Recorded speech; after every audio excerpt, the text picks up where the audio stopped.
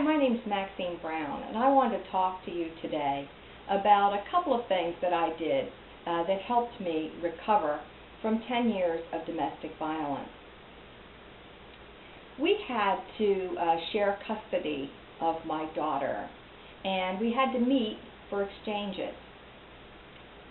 At the beginning, he insisted I always bring her to his house.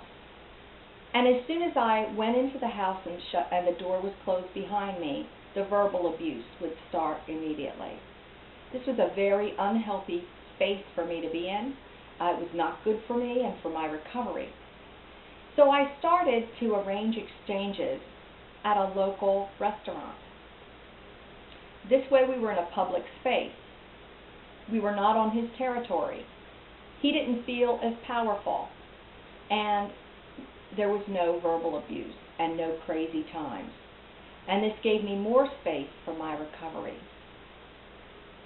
After a while, I made certain that when we had a formal visitation agreement, that it was put into the visitation agreement that I had curbside delivery of my daughter. I never really did that. He insisted always on me doing the majority of the driving. So again, I picked a public parking lot at a local business, and that's where we did our exchanges. I no longer went into his home and shut the door. I had learned my lesson. It was not a healthy space for me. So that's one of the things I did. Another key thing I did was I started using voicemail. When he would call me, if I was unprepared for that phone call, he would begin to verbally assault me over the telephone.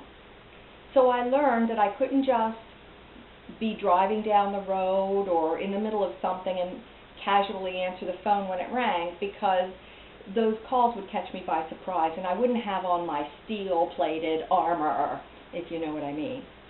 So I learned to let the call go to voicemail.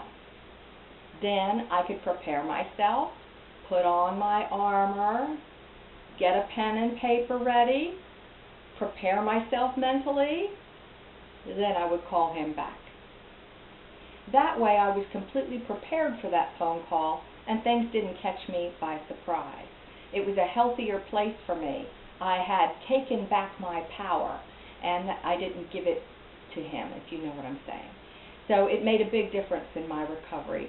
And I hope these tips are helpful to you, and I hope you are well on your way to recovery too.